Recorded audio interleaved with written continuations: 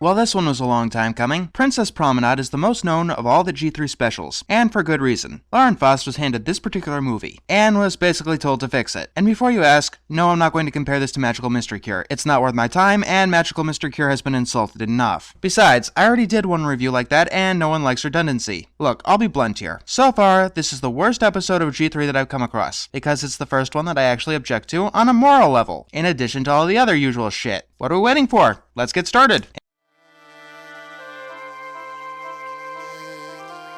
Anytime now. Anytime now. Get started already! We get introduced to the G3 Breezies in the worst way possible.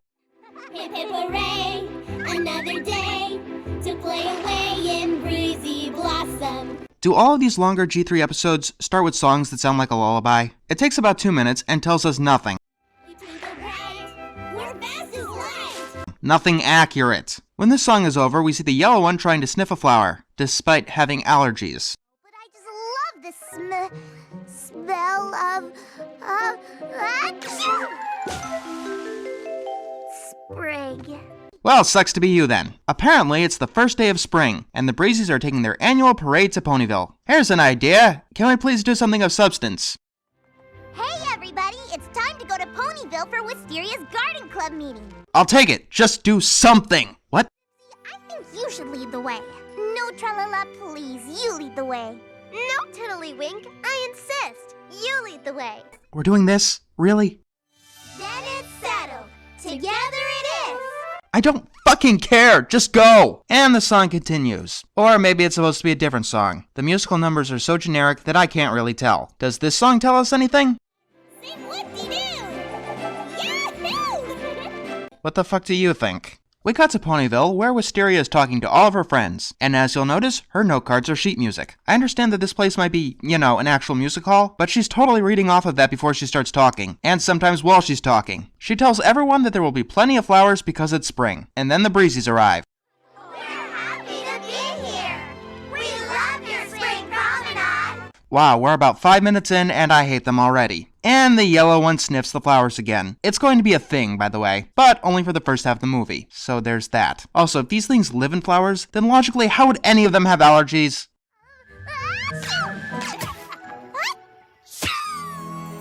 Hello, Andrea Libman. No, really, that's her voicing the yellow one. I know the yellow one has a name, but I don't care. I don't fucking care. Also, notice that her allergies are no longer affecting her now that she's somehow destroyed an entire garden. In so many ways, cover your garden well. What? Another song? We're not even 7 minutes in, and I've already been hit with 3 songs. If you want to make a musical, fine. But try to space out your songs a little, because there are barely any songs in the second half. And you know, it'll give your audience a chance to wake up. This one is just as sleep-inducing as the previous ones, but it at least sounds different. So I'll consider it as an improvement. Does it do anything for the plot? Nope, it's just a gardening montage. If you don't know, the plot hasn't started yet. The movie is too focused on. It's happened about 6 times by now. Anyway, sometime later, the song ends and Wisteria sees a weed. Ugly thing, a horrible, disgraceful, horrible, ugly thing. I can't even say it. Calm down, it's just a weed. You're overreacting. Or is this some sort of pseudo-utopia where you exile everything that isn't pleasing to the eye? You know, that would explain a lot, actually. So, Wisteria starts pulling at the weed. It looks like a weed. No, I don't want to hear it. Weed, weed, weed, weed, weed, weed, weed, weed, weed. A bag of weed, oh, everything is better with a bag of weed. It's the only help that you'll ever need, because everything is better with a bag of weed. So anyway, they start digging, and some breezes come by, and they all fall down a hole. Zipsy, you go in first. No, Tralala, please, you go in first. No, Tiddlywink, I insist. You go in first. You know, your friends might be in some kind of danger right now.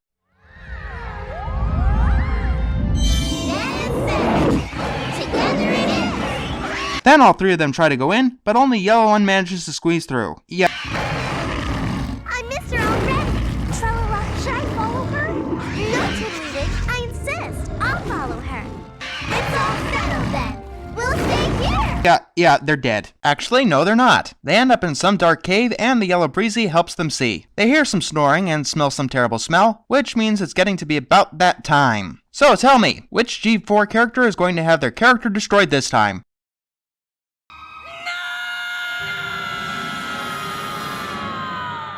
Hey, it had to happen eventually. But honestly, how bad could it be? I mean, he's still a dragon, and he's still a dude. So at least they got that right. Pinkie Pie and Wisteria follow the smell deeper down into the cave. And kids, you should too!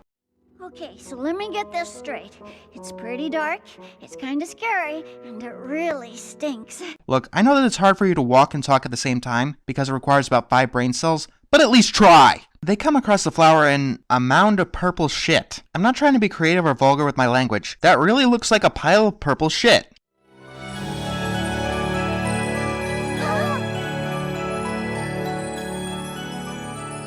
Oh, so that's where one of the stars landed.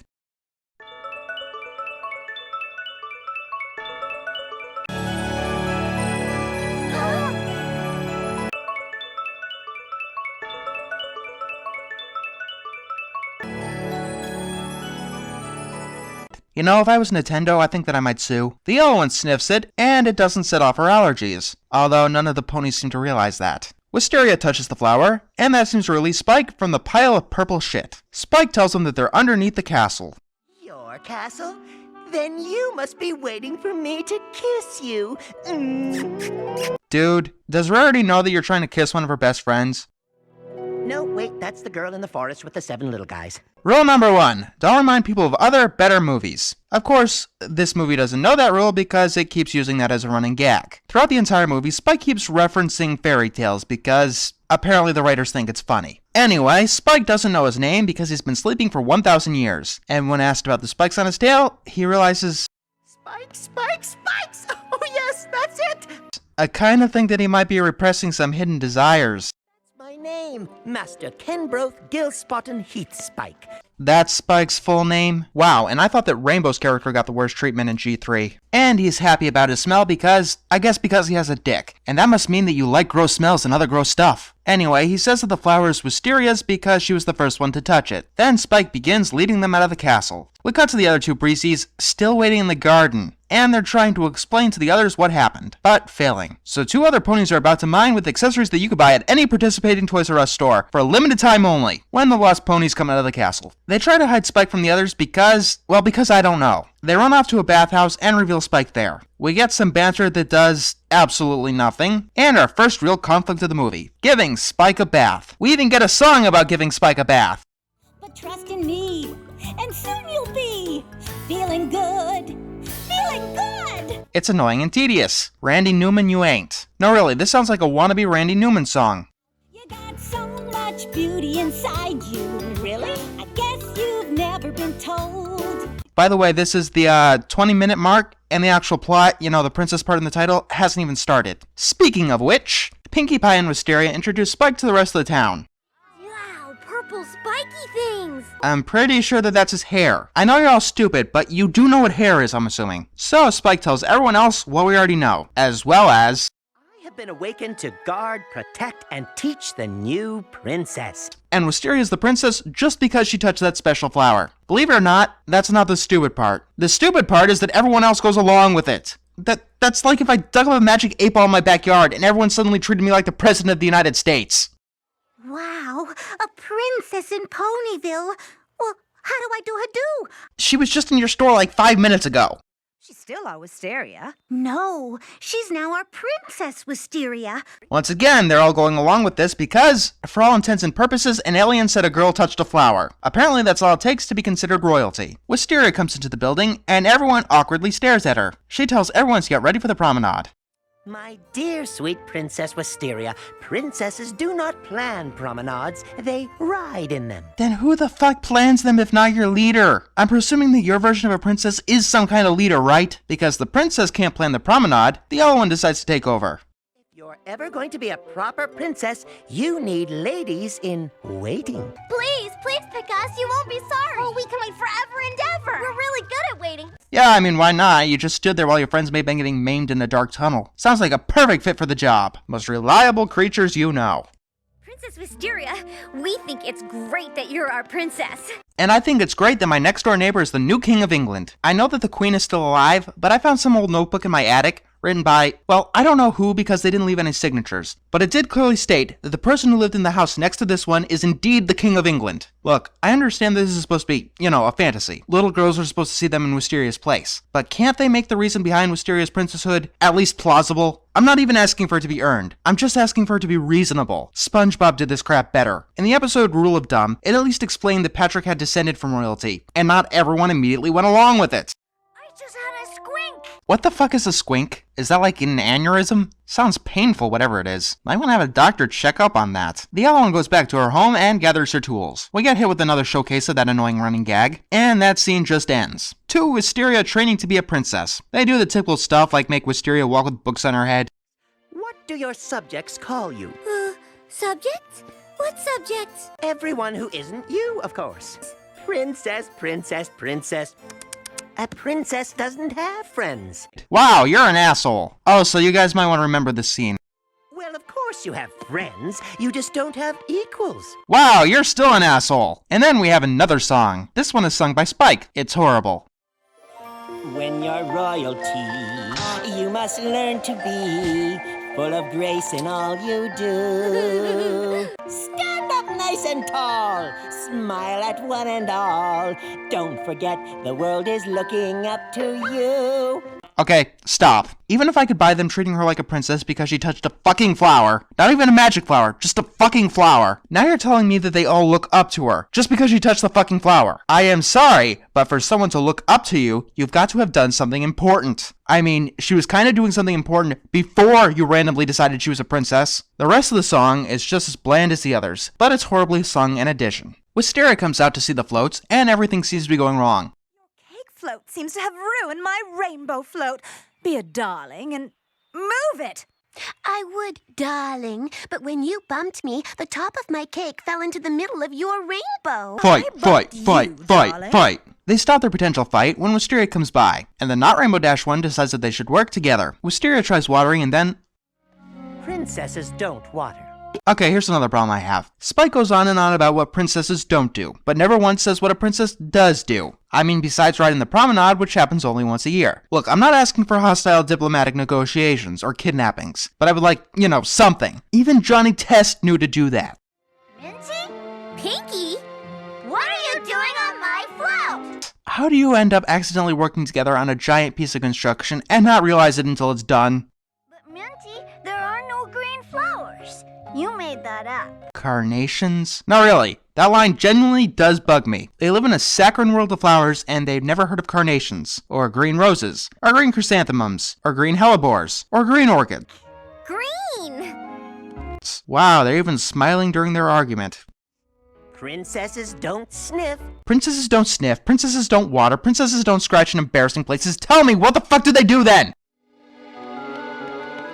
Princesses don't dig in the dirt, Your Highness. Then what the fuck do they do? Wow, that animation effect was really bad. Guys, don't use effects that you don't know how to use. Would save you some embarrassment. Oh wait, I forgot that you're making Princess Promenade. Carry on then. And Wisteria is upset about being called princess. So that's where you're trying to take this. I really don't get why these fantasy pieces always make the fantasy sound unpleasant. It kinda removes any point from it at all.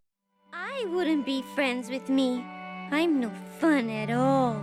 When did you change? You seem to be acting the same all along. Sometime later, all the ponies are complaining that nothing's going according to plan because they had no good leadership. It's too bad that they don't have some royalty around that could tell them exactly what to do. They don't want to ask Wisteria for help because she's a princess and they don't want to be selfish. So it's selfish to ask a leader to lead you? Cut back to Wisteria and she seems to be exhausted. Yeah, doing nothing at all tends to do that to you. Spike comes in and basically says that Wisteria is a princess and she should be happy about being a princess because princess. And Wisteria sees the promenade not going the best. And the two Breezies there finally realize that there's only two of them. So yeah, after all this time, they finally start missing the yellow one. Wisteria comes outside when no one is there. Wait, is this supposed to be at night? I mean, why else would nobody be working on the promenade when it's going to be tomorrow? But I understand. Reusing the background from A Very Minty Christmas would have taken some thought and possibly 2 minutes out of your time. Wisteria remembers Spike's orders and decides to ignore them and do all the things that she wasn't supposed to do, like finishing all the floats.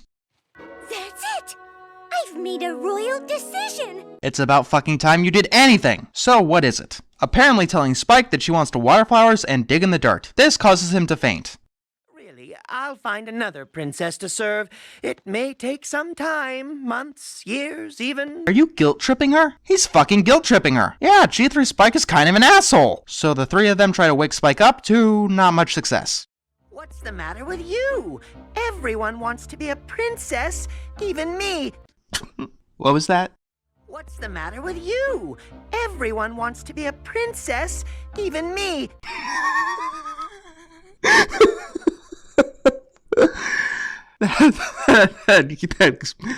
That explains so much. I thought I was kidding when I said he was repressing some hidden desires, but that might explain why he's so anal about all this princess stuff. Yes, G3 Spike is the equivalent of one of those stage moms that try to live through their child. So he continues to guilt trip Wisteria into living out his fantasy of being a princess. Wisteria finally makes him wake up when she says that she's staying the Princess of Ponyville. Lesson number 17, a princess never raises her voice.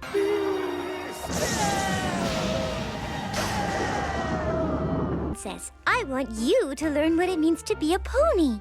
Oh no, it's Dragon Quest all over again. We cut to the yellow one lamenting about how much of a failure she is when her friends and Wisteria come in, and somehow they make the promenade look great by morning, and Wisteria comes riding on her float. Then she stops the float, getting the floats behind her to crash into her, and suddenly disappear in the next shot. She thanks everyone for making her feel special as the princess. Being named a princess is just that, a name. Each and every one of us is a princess in our hearts. Each and every one of us, huh? And Wisteria makes everyone else a princess. Princess Pinky. Huh? Who, me? And then flame war spouted all around the internet. Oh wait, that was something else. And yeah, somehow the Breezies can materialize accessories. I didn't realize that that was one of their powers. Oh good, Spike got his wish. Glad to hear it. I'm glad that everyone's a princess. Don't make a fuss. We're still just us. Although we're also royalty. I just realized that this is kind of stupid. We're glad that everyone's a princess. That's you. And yes, it's true. That you are a princess too. Good to know. So apparently I don't have friends, I only have subjects. Oh wait, I do have friends, they're just not equals. And you kinda made being a princess sound like a shitty gig. Look, I'm not against mindless fantasies, as long as they stay just that. On a fantasy level, this did a shitty job when compared to other offerings of the princess trope. I know that it tries to say that the title of princess is useless, but with the previous shit it said, like princesses don't have equals, and then saying that all little girls, or anyone else watching it for that matter, are princesses too, that's not a good lesson. Hell, I don't even know if it counts as a real lesson. So yeah, we could put this one right at the bottom of the quality line.